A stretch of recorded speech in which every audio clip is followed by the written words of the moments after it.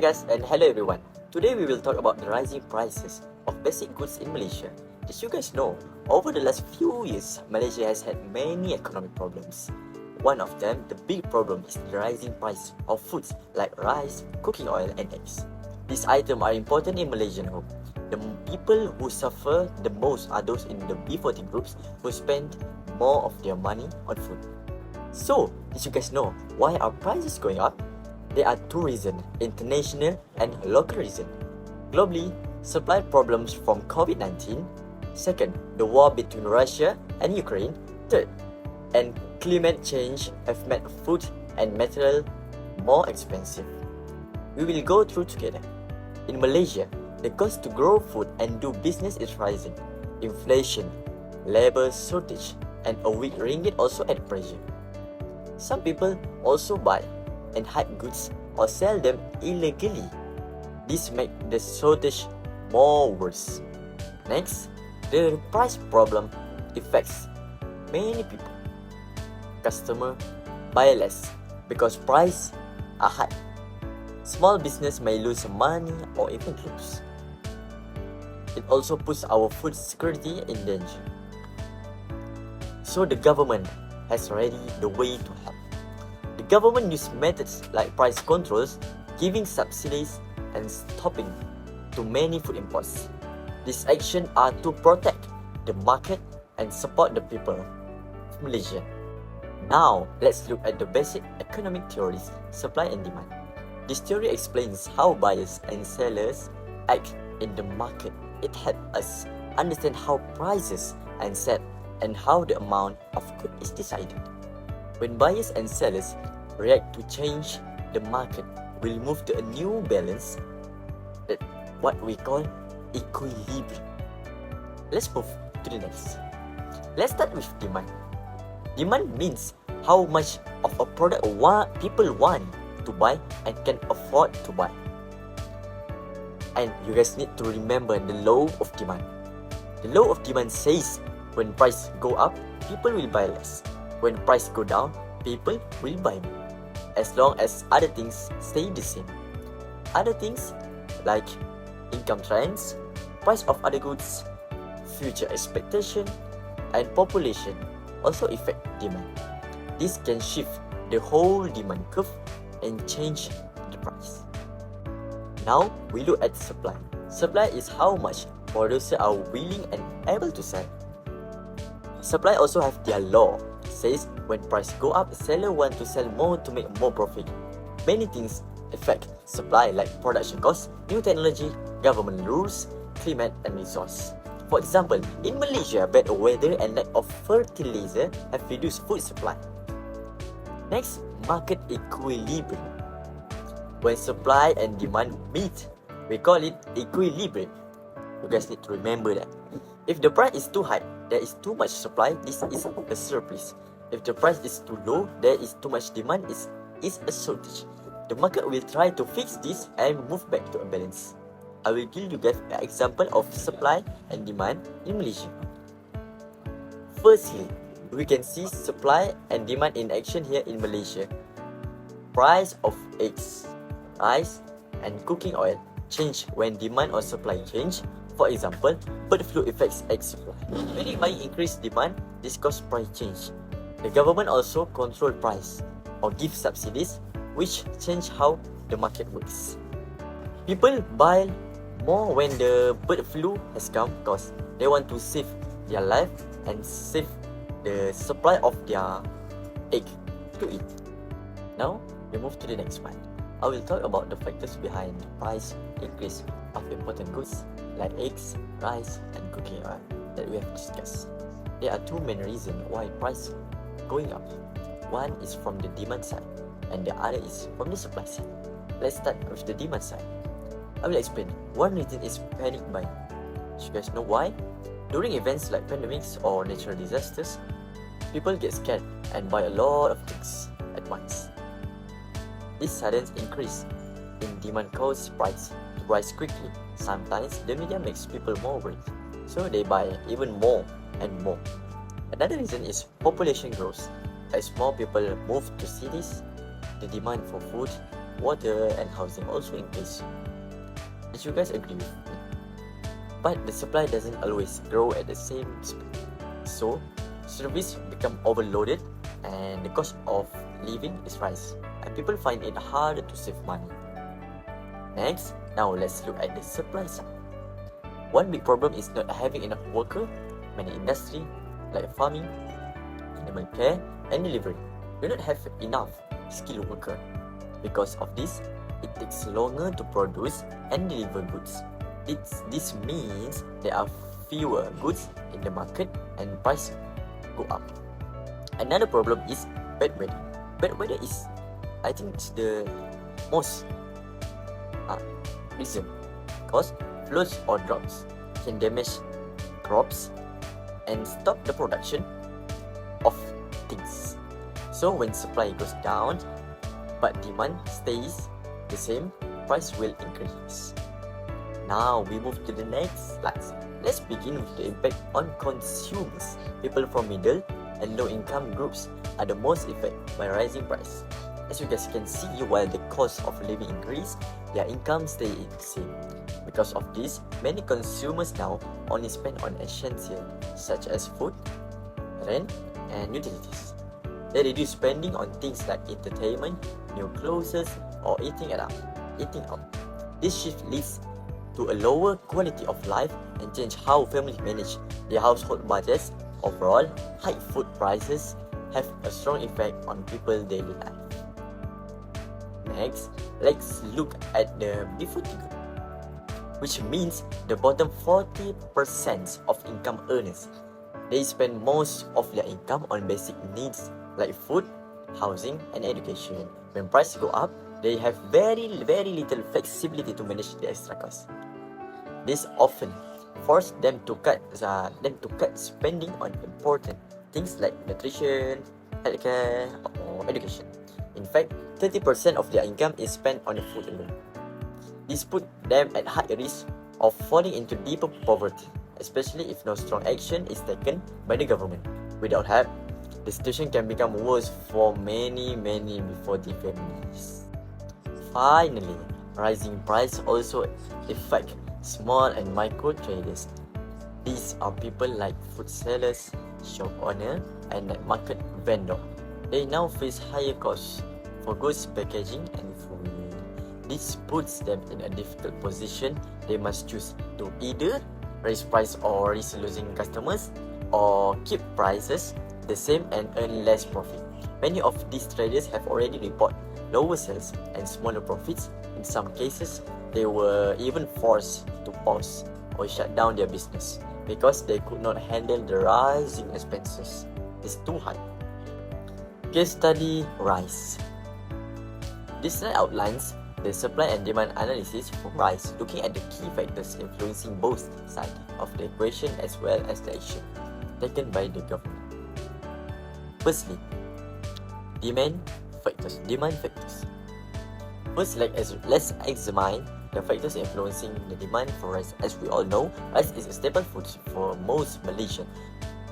Population growth is a primary driver, and increasing population directly translates to a higher needs for rice. Dietary change also play a role. While there is a trend towards more diversified diets, rice still remains a crucial component of our daily needs. In Malaysia, rice can also be considered an inferior goods in some contexts where demand might slightly decrease as income rise and consumers shift to more expensive food option top.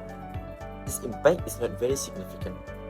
Furthermore, the weak substitution effect indicates that there is not a truly equivalent substitute for rice in our daily diet. And of course, culture and taste preference play a large role in maintaining high demand for rice in our country. Next, let's discuss the supply factors for rice. These are the challenges faced in rice production. Most paddy cultivation activities in Malaysia still involve small-scale farming operated by aging farmers and utilizing low-tech methods. This affects production capacity. Second, weather risks such as floods and drought pose a significant threat to paddy yields, thereby impacting supply. It's important to understand that Malaysia actually imports about 30% of its rice equipment. This makes us vulnerable to global market price. And Finally, increasing input price like fertilizer also raise production costs, which can ultimately affect rice price in the market. Third, government action. Given the importance of rice as a strategic commodity, the government has taken various measures to ensure stable supply and prices. We can see four main actions here. First, price control. The government control rice price to ensure they remain affordable for the people. Second, subsidies for paddy farmers. These subsidies aim to reduce production costs and encourage farmers to continue planting paddy, thereby increasing local output. Third, import management through Bernas.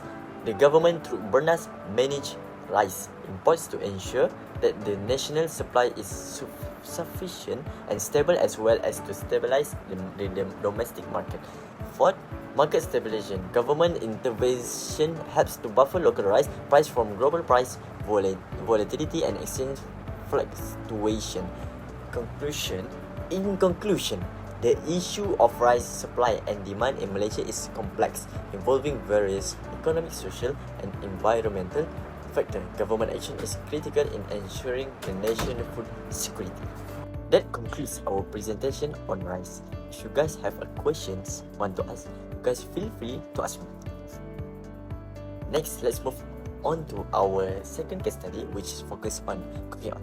Like rice, cooking oil is also a fundamental household necessity. This slide will explain the demand factors, supply factors, and government action related to this commodity. Demand factors. Let's look at the factors influencing the demand for cooking oil. Domestic consumption. Palm oil is widely consumed in Malaysian household and demand is consistently high.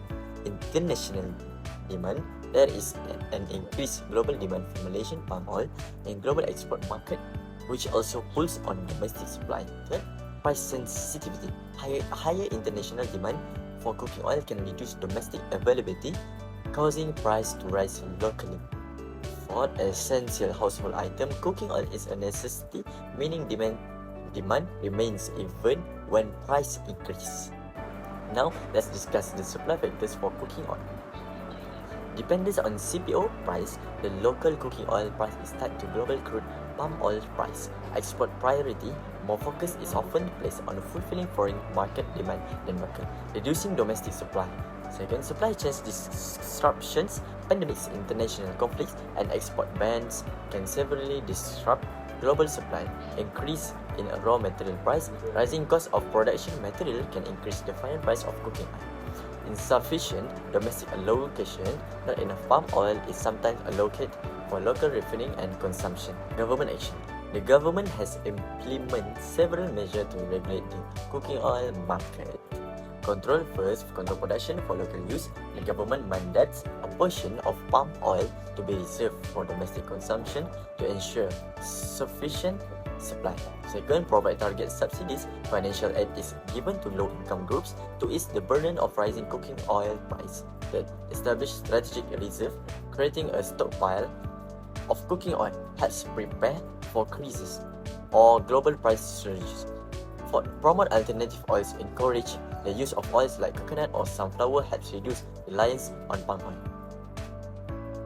Conclusion. In conclusion, managing the supply and pricing of cooking oils requires a balance between domestic demand, global export, and price control. Government action is essential to ensure the availability and affordability for this commodity for the public. That concludes our case study on cooking oil. Third, case study egg. Lastly, we will delve into the case study of eggs, another essential protein source in our diet. This slide will discuss demand factor, supply factors, other external shocks, and government action related to the eggs industry. Demand factors. Let's start with demand. First, growing population. An increasing population, including foreign workers, drive higher egg demand. Higher income and living standards. Higher income and improving living standards lead to more protein-rich diets. Affordable and nutritious eggs are preferred as they are an affordable and nutritious source of protein. Health-conscious consumer are also increasingly demanding eggs as a healthy food option. Next, let's look at the supply factors for eggs. Rising cost of poultry feed. The increasing cost of poultry feed, mainly import corn and soybeans, has raised egg price. Global disruption, global events such as COVID-19 and the Ukraine war have raised feed prices significantly. Malaysia dependence on import raw material for feeds makes the supply chains vulnerable. Fluctuation exchange rate increase import costs, forcing producers to raise egg price. Other external shocks. Let's move. Beside demand and supply factors, there are also other external shocks that can impact egg supply. Natural disaster. You know what? Natural disasters like flood and drought can disrupt farming and transport, affecting egg supply. Export restriction and political instability in supply. Countries can limit imports, leading to local shortage and price hike. Lastly, government action. Recognizing the importance of eggs, the government has taken specific measures. Firstly, price control. The government imposed price control on essential items like eggs to keep them affordable, especially for low-income households like B40. Subsidies. Second, subsidies. It provides subsidies on staple food items to reduce the burden of rising costs on consumers. Third, consumer protection. This measure aims to protect consumers from the impact of global market volatility and domestic supply issue. Conclusion. Now we have read the conclusion. In summary, the supply and price of eggs are influenced by a combination of domestic and global factors, as well as external shocks. Government action is crucial to ensure the availability and affordability of eggs as a vital food source. That concludes our presentation on egg case study. Thank you for your attention. And if you have any question, please feel free to ask me. Let's move to the next part. Okay guys, we have reached the final conclusion. The rising price of essential goods in Malaysia such as rice, cooking oil and eggs are a complex interplay of supplies and demand factors.